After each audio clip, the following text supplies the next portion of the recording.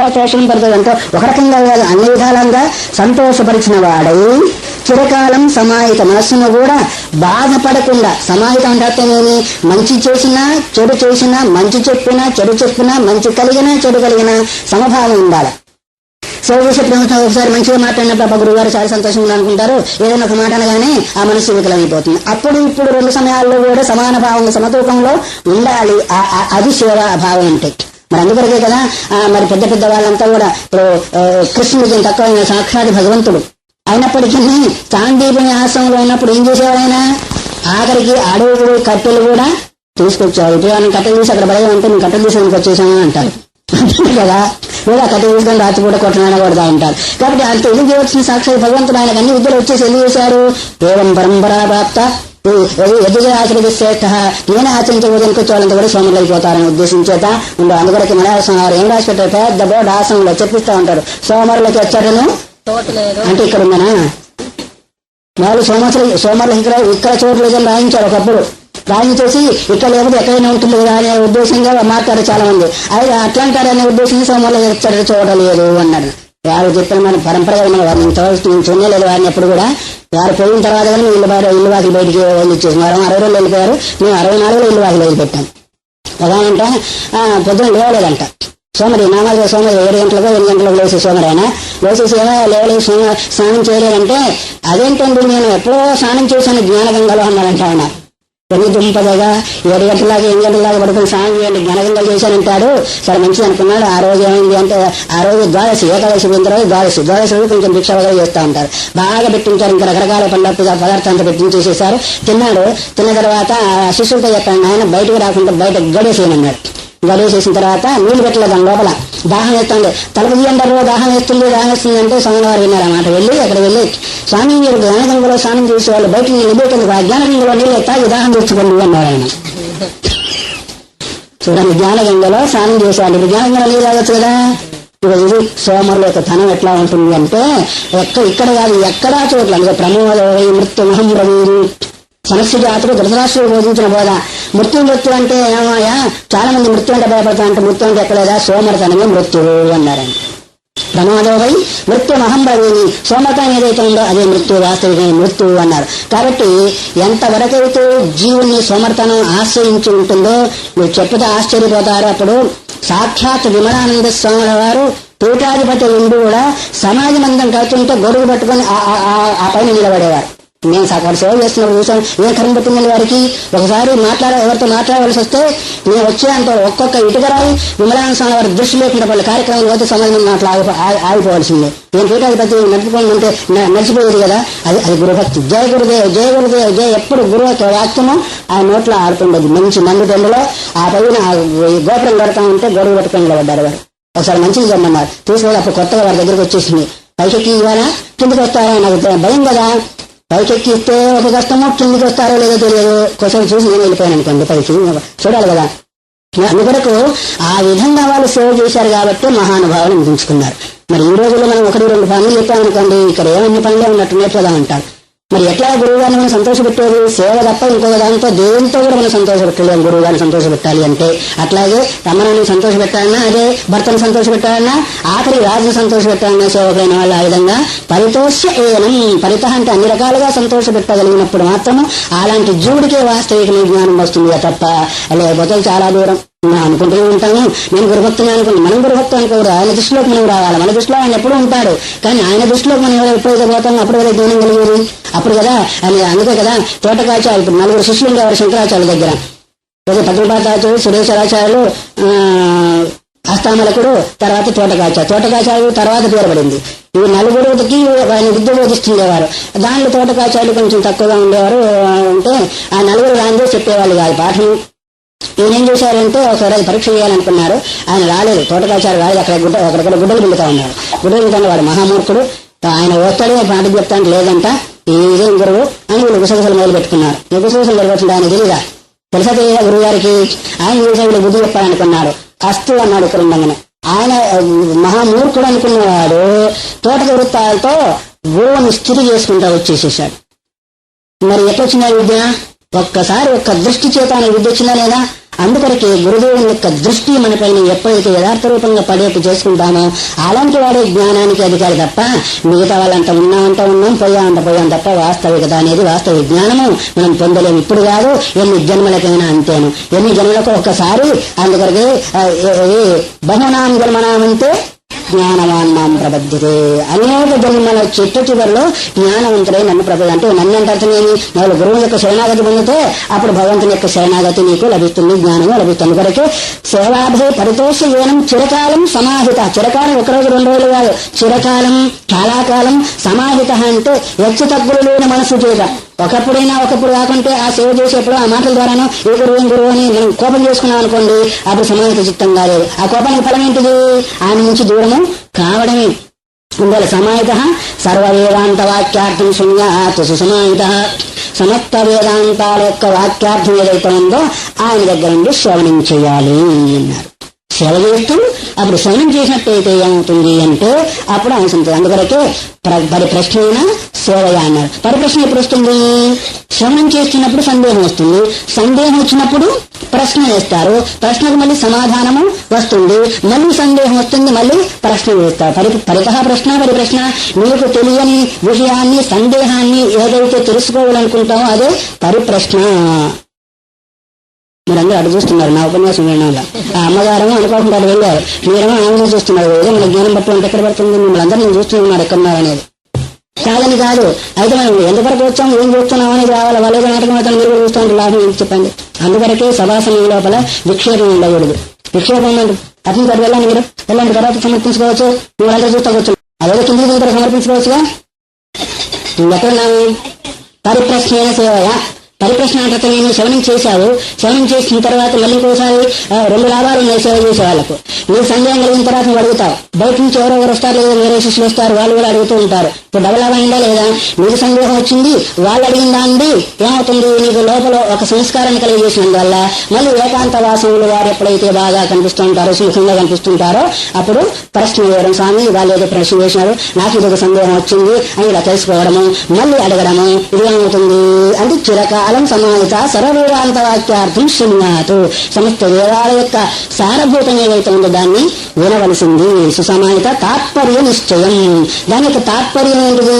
సమస్త బోధ యొక్క తాత్పర్యం ఏంటిది అంటే పరమాత్మ యొక్క తాత్పర్యం కదా. శ్రవణం చేశాను, ఎన్నో వాక్యాలు శ్రవణం చేశాను. ఆ వాక్యాలను దేని బోధిస్తున్నాయి? ఒకే ఒక తత్వాన్ని బోధిస్తుంది. నిత్యమే, సత్యమే, ఏకమై, అచలమై, సర్వదేశకాల అనవచ్ఛిన్నమై ఉండే తత్వమే సజాతీయ విజాతీయ సగత భేద శూన్యమైన తత్వం ఏదైతే ఉందో దాన్నే సమస్త వేదాలు కూడా బోధిస్తూ ఉన్నాయి. అందువల్ల దాన్ని తాత్పర్యం నిశ్చయం. దాని యొక్క తాత్పర్యం అంటే అర్థమేమి? తత్పర్యంతో అంటే పరమాత్మ యొక్క నిశ్చయం జరిగే అంతవరకు కూడా శ్రవణము చేయాలి. శ్రవణం నామ తత్ప్రాహు సర్వే తద్బ్రహ్మవాదిన. దాన్నే శ్రవణము అన్నారు. మీ మాదిరి వచ్చేవాళ్ళని పోయేవాళ్ళని చూసుకుంటా వినేది శ్రవణం కాదు. ఏ విధంగా సేవ చేస్తూ, ఏ విధంగా తెలియని దాన్ని అడుగుతూ చేసేది ఏదైతే ఉందో దాన్ని శ్రవణము అన్న. శ్రవణం నామ తత్ప్రాహు సర్వేతో బ్రహ్మవాదిన. అలాంటి దాన్ని వేదాంత శ్రవణం అంటారు. శ్రవణం అంటేనే వేదాంత శ్రవణం చేసేవాడి ఎంతమంది శ్రవణం చెప్పలేదు, ఎంతమంది విన్నాం. అది శ్రవణం అయితే కావచ్చు, పుణ్యం మాత్రం దొరుకుతుంది. కానీ అజ్ఞానం మాత్రము అందుకైతే సన్యస్య శ్రవణం కుర్యాదు. సమస్తం వదిలిపెట్టి అంటే అర్థమేమి? దృష్టి రూపంలో, శబ్ద రూపంలో, వాక్య రూపంలో ఎప్పుడైతే మనం మనసు వేరు చేసి కేవలం అందుకొరకు కదా మనవారు అన్నారు, ఒక శీసలో నుంచి ఇంకో శీసలో నూనె వేయాలంటే 2 మూతలు సక్రమంగా కలిసినప్పుడు అందులో పోతుంది, లేకపోతే పక్కకు పోతుంది. అట్లాగే చెప్పే వాళ్ళ యొక్క మనసు, వినే వాళ్ళ యొక్క మనసు అట్లా లక్షణంగా ఉంటే మాత్రమే పట్టబడుతుంది తప్ప లేకపోతే 5 మాసాలు జరిగింది, జాతర మాసం చాలా కాలం విన్నామండి అని దగ్గరనే ఉంటుంది. కానీ అసలు విషయం ఏంటో మనకు బోధ అయితే తప్పని కాదు, వినవద్దని కాదు, సాధ్యమైనంత వరకు మన యొక్క మనస్సుని చెప్పేదాన్ని ఎందు నిలకడ చేసేదానికి ప్రయత్నము చేయాలి. ఎందుకంటే నాకు అలవాటు బయటకు పోయే అలవాటు. ఎందుకంటే దాని తప్పు కాదు, మనది తప్పు దాన్ని తీసుకొని రాకపోవడం. అందువల్ల ఈ విధంగా శ్రవణనామదత్రావు సర్వేత్తే బ్రహ్మవాది. నేను చెప్పేది కాదు, బ్రహ్మవాదిన. బ్రహ్మను తెలుసుకొని బ్రహ్మజ్ఞానాన్ని పొందిన వాళ్ళు ఇలాంటి దాన్ని శ్రవణము అని అంటారు అని చెప్తూ లోహమన్యాది దృష్టాంతర్యక్తుదర్యద్విచింతనం తదేవ మననం బాహుర వాక్యార్థస్యోగ బ్రహ్మణం. తర్వాత చేయండి శ్రవణం తర్వాత మననం. మనం ఏంటంటారు? లోహమన్యాది దృష్టాంత యుక్తుడు చింతనం. లోహం యొక్క దృష్టాంతం చూసుకొని, యుక్తి అంటే తర్కం ద్వారా చింతన చేసి నిశ్చయం చేసేది. నిత్యంతో సర్వం లోహమయం భవతి, ఏకమృత్పుండ జ్ఞానం సర్వం బ్రహ్మయం భవతి అని నౌకత్వోపదేశం మీరు విన్నారే. ఎవరో పరిపూర్ణ వారు చెప్పి ఉంటారు, తర్వాత మన భూమాన్ స్వామి వారు చెప్పి ఉన్నారు. నౌకతోపదేశం ఒకే విషయాన్ని 9 ఉపమానాలు తీసుకొని ఛాందోగ్యోపనిషత్తులో చెప్పిన మాట. ఉద్దాలకుడు శ్వేతకేతు యొక్క సంవాదంలో ఉద్దాలకుడు శ్వేతకేతుడు బోధించిన మాట. ఒకసారేమో మృతపిండాన్ని తీసుకొని వగర బీజాన్ని తీసుకొని వగర బోధించే ఉందో ఏకే నిలుపుకుంటే ఒక సూర్యుడు తీసుకున్నారు. ఈ ఒక సూర్యుడు ఎట్లా అయితే లోహమేమో సమస్తంతా కూడా లోహమేమో ఉద్దేశించేత ఒక కుండ తీసుకున్నట్టయితే ఎట్లా ఉంటుంది సమస్త కుండలన్నీ కూడా మట్టే. అట్లాగే ఒక బంగారంతో తయారైన గొలుసు తీసుకున్న అంతా కూడా ఏ విధంగా విచారించేది ఏదైతుందో దీన్ని మౌనం ఉన్నారు. అందువల్ల ఈ ప్రపంచం అంతా కూడా పాంచభౌతికమైంది. ఈ పంచభూతాలతో కూడిన భౌతిక శరీరాలు ఇన్ని కూడా జడము. ఈ జడం కూడా చైతన్య ఆధారం లేకుండా ఉండలేవు. ఆ చైతన్యమే నేను అని ఈ శ్రవణం చేత కలిగిన ఒక సంస్కారము, దాని ద్వారా వచ్చే మననము, దాని ద్వారా వచ్చే ఏకాగ్రత ఏదైతుందో అది నిరుధ్యాసకు తీసుకుని వెళుతుంది. కాబట్టి ఎక్కడో పాయనాది లోహమన్యాల దృష్టాంతో వృత్తి గురించి విచింతనం, వృత్తి చేత విచింతనం, విశేషమైన చింతనం, కేవల చింతనం చేయడం కాదు, మాటి మాటికి దాన్ని అనుసంధానం చేసి చేసి చేసి ఎక్కడ జరుగుతుంది చింతన అంటే ఏకాంత వాసంలో జరుగుతుంది. ఎవరు లేని సమయంలో జరుగుతుంది. లేదా ధ్యానానికి కూర్చున్న సమయంలో ఇట్లా చెప్పారు కదా గురువు గారు, చెప్పిన యొక్క సారం ఏంటిది, నాకు అర్థం కావడం లేదు అని మళ్ళీ విచారం చేయడం, మళ్ళీ అడగడం ఏదైతే ఉందో దాన్ని మననము అన్నారు. కాబట్టి దృష్టాంతే యుక్తిని, యుక్తి అంటే తర్కం చేసే విచింతనం. తదోమానం ప్రావు వాక్యార్థస్య ఉపబ్రహ్మణం. ఉపబ్రహ్మం అంటే వాక్యార్థాన్ని వ్యాపక కోణంలో, వ్యాపక తత్వంలో విచారణ చేసేది ఏదైతే ఉందో దాన్ని మననము అన్నారు. నిర్మమో నిరహంకార సమస్సంగ వివర్జిత సదా శాంతావియుక్తన్నాత్మన్యాత్మనీక్షతే యత్ సదా ధ్యానయోగేన తన్నిధిధ్యాసనం సుతం. మూడో ఏంటిది నిధిధ్యాసనం. శ్రవణం అయిపోయింది, మననము అయిపోయింది. తర్వాత ఉన్నదంటే నిర్మమ, మమకారం లేకుండా ఇంత సేవ చేసిన తర్వాత ఇంకా మమకారం ఉండదనుకో సామాన్యంగా.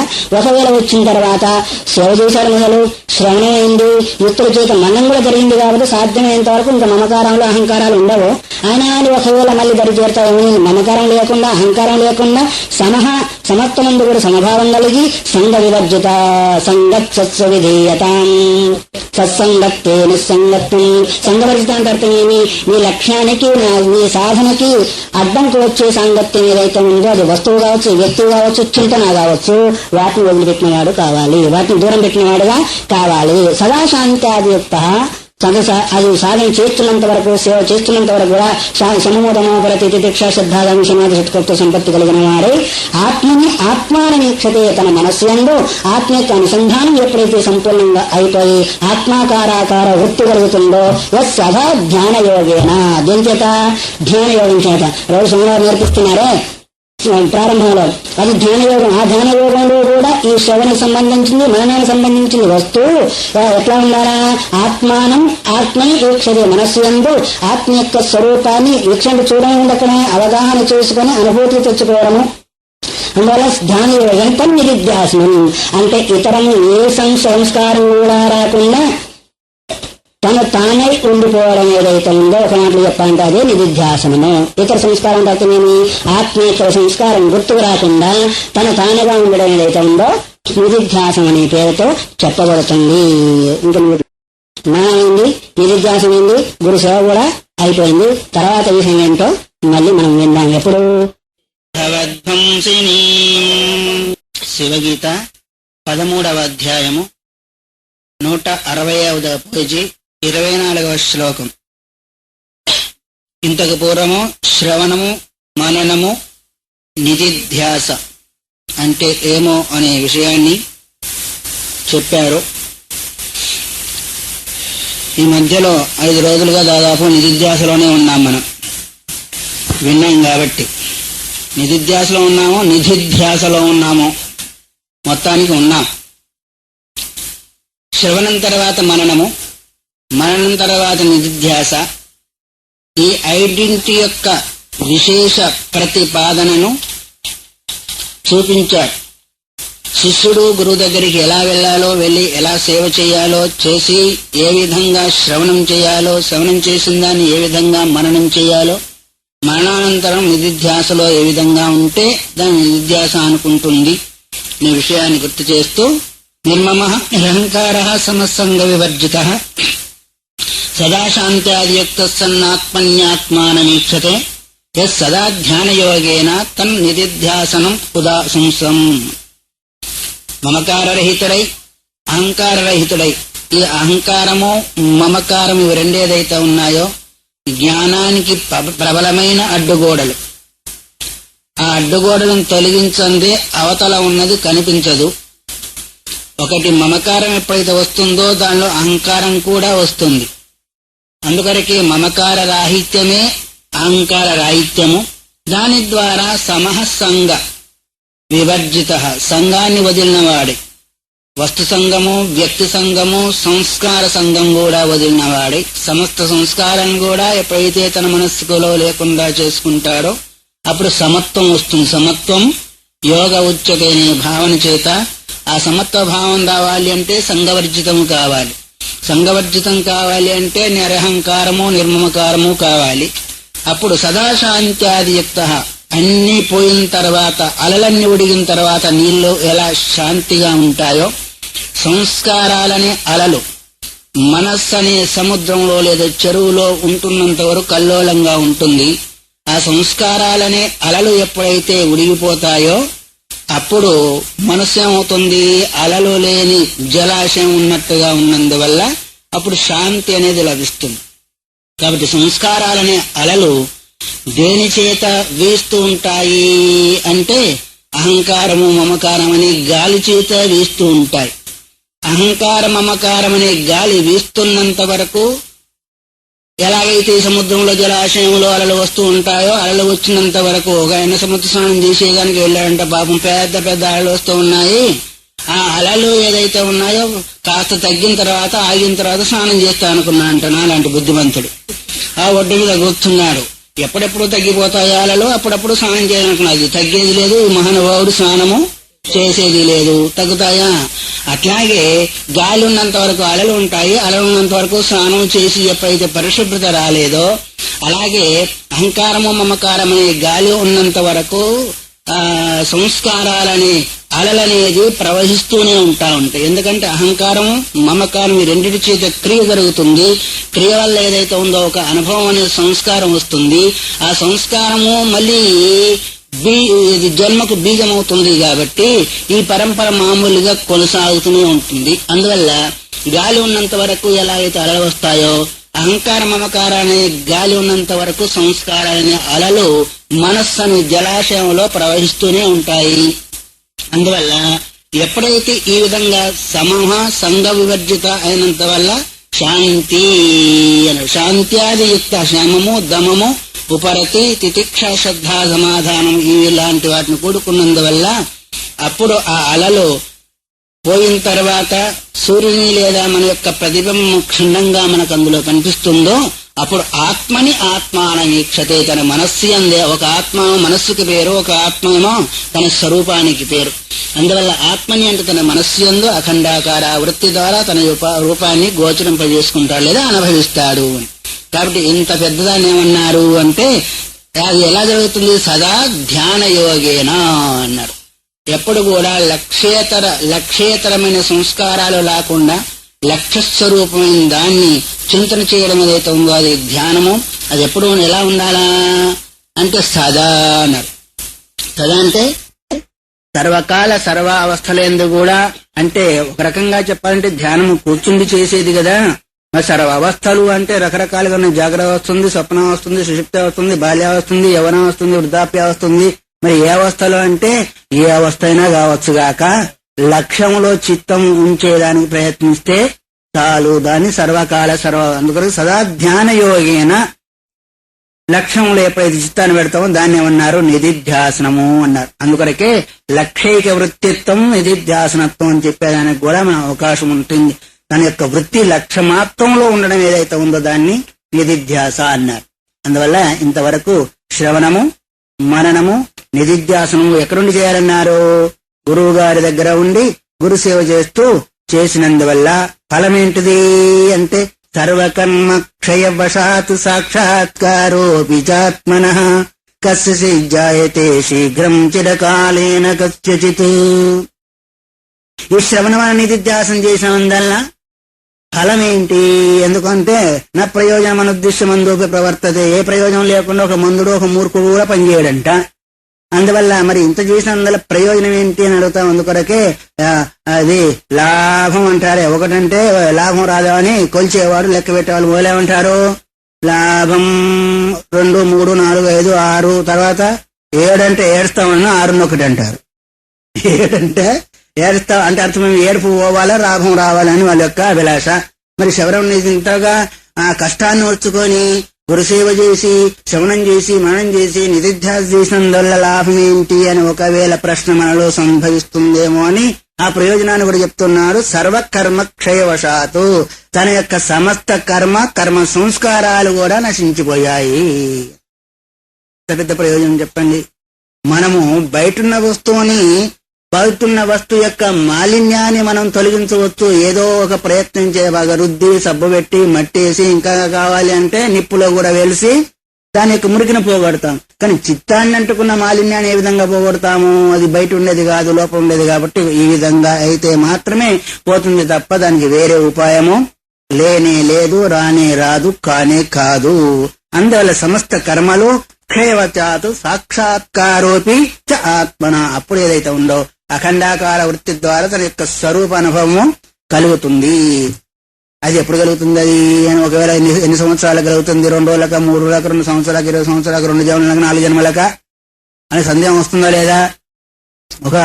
ఒక అడిగాయంట రామకృష్ణ స్వామి అంటుండేవారు, పాము వస్తే పావును పెట్టి చాకశక్తి ఉంది కాబట్టి మంచి తాసుపాము గట్టిగా పట్టుకున్నాడు. ఆ పక్కన అడిగినాయంట, ఏమయ్యా ఎంతసేపు పట్టుకోవాలి పావుని అని అడిగాయంట. ఎంతసేపు పట్టుకోవాలా?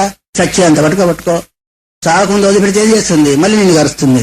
అట్లాగే ఎప్పుడు కలుగుతుంది? ఎంతసేపు ఇవ్వాలి శ్రవణమని నిధిధ్యాసాలు అంటే సర్వకర్మ క్షయవశాతు సంస్కారాలు నశించేంత వరకు. అది ఎప్పుడు కలుగుతుంది అంటే కస్యచిజ్జాయతే శీఘ్రం చిరకాలేన కస్యచిత్.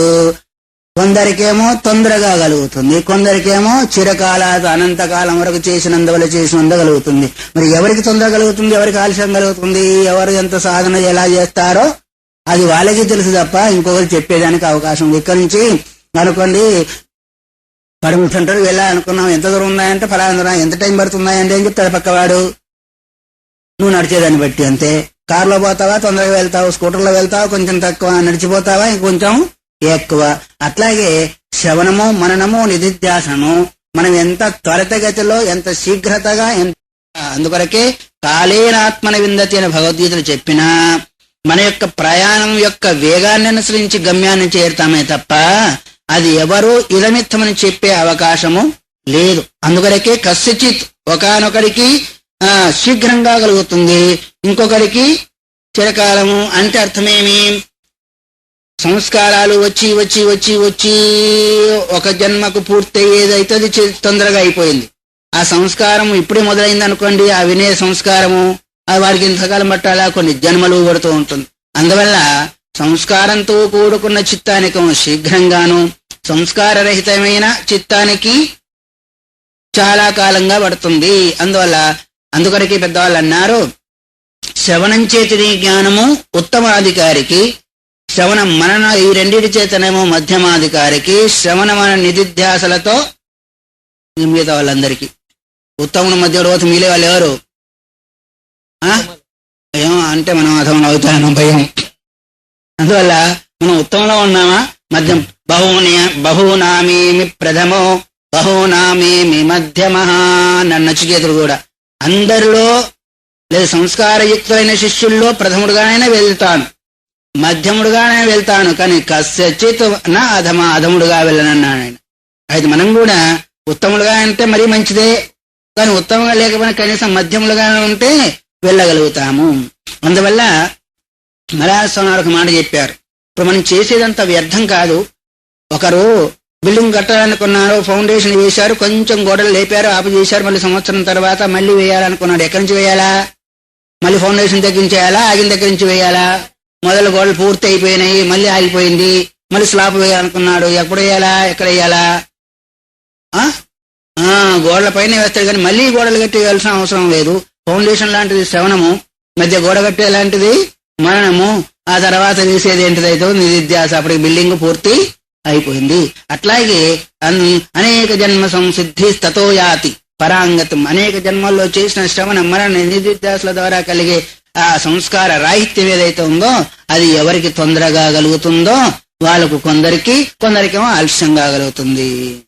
అందువల్ల ఒకరిద్దరు మాట్లాడుకుంటున్నారంట.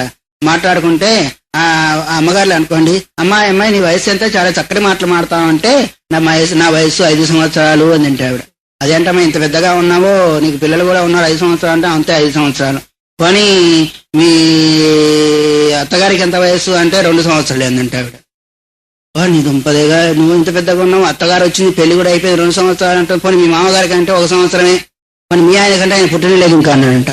నీ దుంపదే పుట్టకపోతే మళ్ళీ పెట్టొచ్చారు అంటే ఆమె అభిప్రాయం ఏంటిది, నాకు ఆధ్యాత్మిక సంస్కారం కలిగి 5 సంవత్సరాలు, అత్తగారికి నన్ను చూసి కలిగింది ఇంత ఎన్ని సంవత్సరాలు 2 సంవత్సరాల క్రితం చూసి మొదలు తిట్టి ఆమె కూడా మారిపోయింది. ఆమెను తిట్టి మా మామగారు కూడా మారిపోయాడు. కానీ మా ఆయన మాత్రం ఇంతవరకు మారలే. అందుకొరకు ఒకరి చూసి ఒకరు మారితే అది సంస్కారము, మారకపోతే ఏమవుతుంది? అందుకొరకే మారనైనా మారు, లేకపోతే మారనైనా మాడు అంతే. మారుతావా సరే, లేకపోతే తాపత్రయాగ్యంలో మాడు అంతే, ఇంక వేరే ఏం లేదు. మాడిపోతే అది సమస్త జీవులు కూడా మాడిపోతున్నారు, మనం కూడా మాడిపోతా ఉంటే మన గొప్పతనం ఏం లేదు. కాకపోతే మారు ఎంత తేడా ఉంది? డా దగ్గర రా తక్కువ, మిగతా అన్ని ఒకటే. అర్థం చేసుకుంటున్నారా? మారు ఉత్వం కూడా ఉంది. ఆగో రా ఏంటిది? అగ్నిబీజం. అర్థమైందా? రా అగ్ని ఏం చేస్తుంది? సంస్థ కట్టెలను కూడా కాల్చి వేస్తుంది. ఇంతవరకు చెప్పారే. అటు అది తమోగుణ బీజం. అందువల్ల నువ్వు అగ్ని బీజాన్ని ఆశ్రయించి నీ యొక్క మనస్సును సంస్కరించుకుంటావా తొందరగా అవుతుంది. అగ్ని బీజాన్ని వదిలిపెడతావా దాని తర్వాత వచ్చేది తమోగుణం. కాబట్టి అది చిరకాలం కాలేన ఆత్మని అనంతకాలం చేసినందుల ఆత్మ యందు పొందుతారు. కాబట్టి శ్రవణం అనేది ధ్యాసలో ఎంత తీవ్రగతి ఉంటే అంత తొందరగాను, లేదు మందగతిలో ఉంటే మందంగా, ఇంకా లేకపోతే అది అట్లాగే ఉండిపోతుంది. అందువల్ల కూటస్థావీహ కర్మాణి కోటి జన్మార్జితాన్యపి జ్ఞానేనైవ వినశ్యంతి నతు కర్మాయుతైరపి.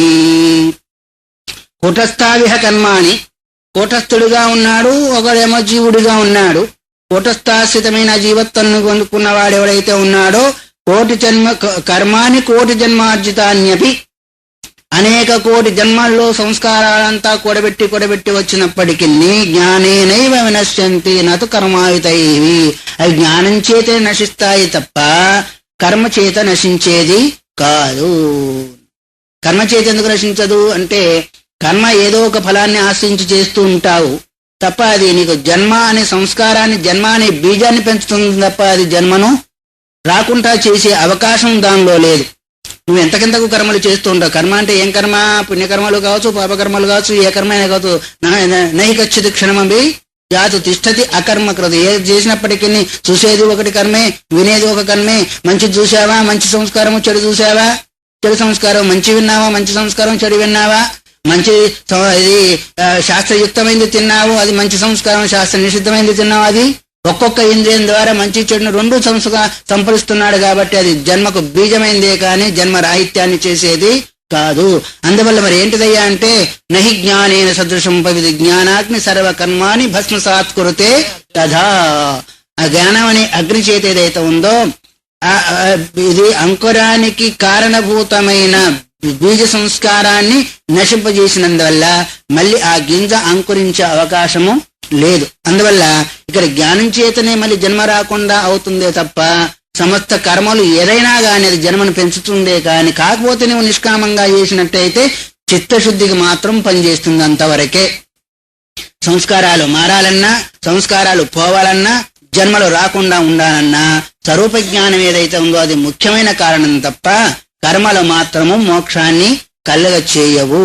అందువల్ల జ్ఞానాదూర్ధం తు యత్కించదు పుణ్యం వా పాపమేవ వా క్రేతే బహునాల్పం వా తేనా వయం నిలిప్యతే. జ్ఞానం కలిగింది, ఇంతవరకు చెప్పారే స్వామివారు కూడా. జ్ఞానం కలిగిన తర్వాత కూడా జ్ఞాని కూడా కర్మ చేస్తాడా చేయడా? జ్ఞానం కలిగిన తర్వాత ఒక దగ్గర కూర్చుంటాడా? తినడా, తిరగడా, మాట్లాడా, చేయడా? చేస్తారు. మరి ఒకవేళ అప్పుడు కూడా ఆ కర్మ ద్వారా జనించి ఆ పుణ్యమో పాపం ఏం కావాలా? సాధ్యమైనంతవరకు జ్ఞానం కలిగిన వాడు నిషిద్ధ కర్మ చేయనే చేయడు. ఒకవేళ చేశాడు, జరిగింది అనుకోండి, సమాహిత